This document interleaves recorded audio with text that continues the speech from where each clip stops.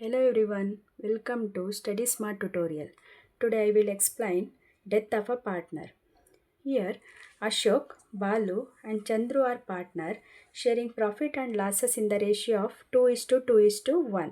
So ಇಲ್ಲಿ 3 partners ಇದ್ದಾರೆ ಅವ್ರದ್ದು ರೇಷಿಯೋ 2:1 ಇದೆ and then capital contribution on 1/1/2005 was rupees 50,000, 30,000, 25,000.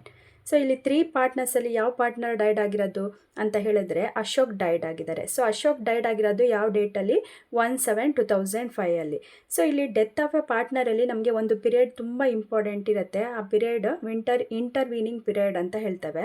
So intervening ಪೀರಿಯಡ್ನ ನಾವು ಹೇಗೆ ಫೈಂಡ್ ಔಟ್ ಮಾಡೋದು ಅಂತ ಹೇಳಿದ್ರೆ, ಸೊ ಕ್ಯಾಪಿಟಲ್ ಕಾಂಟ್ರಿಬ್ಯೂಷನ್ ಡೇಟಿಂದ ಡೈಡ್ ಆಗಿರೋ ಅಂಥ ಪಾರ್ಟ್ನರ್ ಡೈಡ್ ಆಗಿರೋಂಥ ಡೇಟ್ ತನಕ ನಾವು ಕ್ಯಾಲ್ಕುಲೇಷನ್ ಮಾಡಬೇಕು.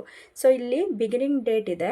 ಸೊ ಬಿಗಿನಿಂಗ್ ಡೇಟಿಂದ ಜುಲೈ ಬಿಗಿನಿಂಗ್ ಡೇಟ್ ತನಕ ಎಷ್ಟು ಮಂತ್ಸ್ ಆಗುತ್ತೆ? 6 ಮಂತ್ಸ್ ಆಗುತ್ತೆ. ಸೊ 1/1/17 ಇದನ್ನು ನಾವೇನಂತ ಹೇಳ್ತೇವೆ? From the date of last balance sheet till the date of death of the partner is called as an intervening period. Here the intervening period is 6 months ಇದೆ. So intervening ಪೀರಿಯಡ್ನ ನಾವು ಪ್ರಾಬ್ಲಮಲ್ಲಿ ಕ್ಯಾಲ್ಕುಲೇಷನ್ಗೆ ತಗೊಳ್ತಾ ಬರಬೇಕಾಗಿರುತ್ತೆ.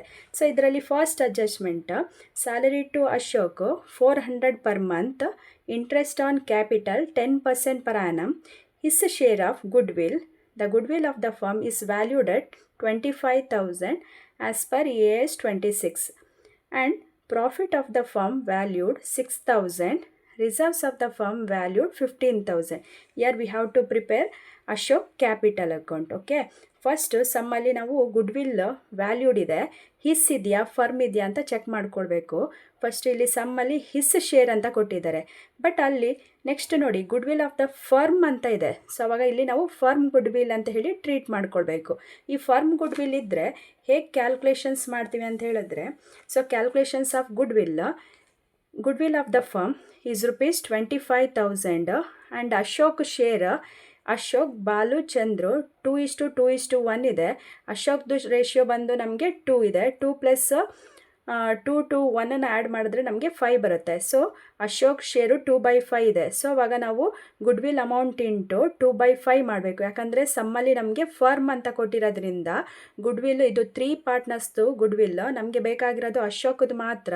ಸೊ 25,000 ಇಂಟು 2/5 ಮಾಡಿ total goodwill amount ಎಷ್ಟು ಬರುತ್ತೆ? 10,000 ಬರುತ್ತೆ.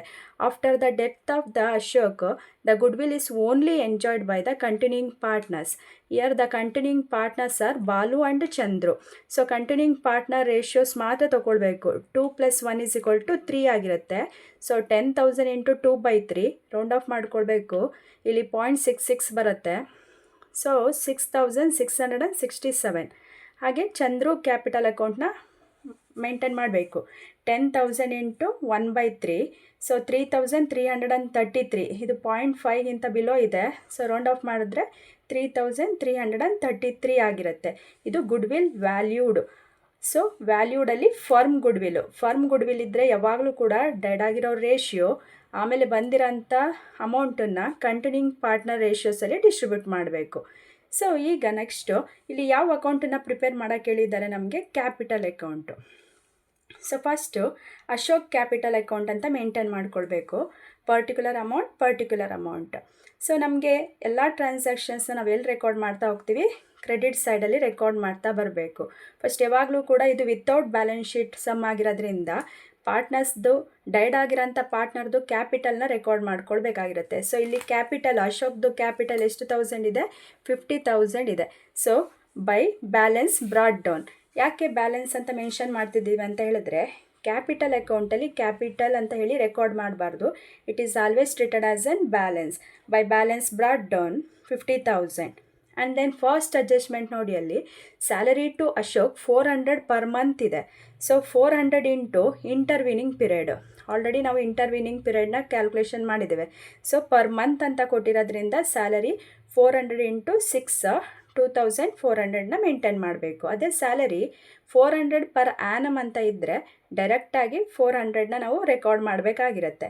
So next adjustment interest on capital at 10% per annum.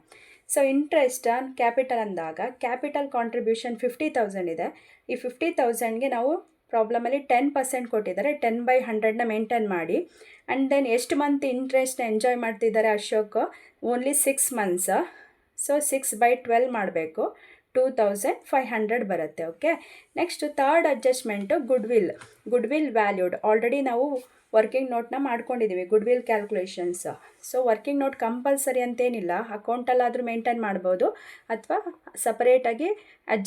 ಸಪ್ರೇಟಾಗಿ ನಾವು ಟ್ರಾನ್ಸಾಕ್ಷನ್ನ ಮೇಂಟೈನ್ ಮಾಡಿನೂ ತೋರಿಸ್ಬೋದು ವರ್ಕಿಂಗ್ ನೋಟ್ನ. ಓಕೆ, ಸೊ ಈಗ ನಾವು ಇಲ್ಲಿ ಫರ್ಮ್ ಗುಡ್ ವಿಲ್ ಆಗಿರೋದ್ರಿಂದ ಡೈಡ್ ಆಗಿರೋ ಒಂದು ರೇಷಿಯೋ ಅಪ್ಲೈ ಮಾಡಿ ಬಂದಿರೋ ಅಂಥದ್ದಕ್ಕೆ ಕಂಟಿನ್ಯೂಯಿಂಗ್ ಪಾರ್ಟ್ನರ್ದು ಶೇರ್ನ ಅಪ್ಲೈ ಮಾಡಿದ್ದೇವೆ.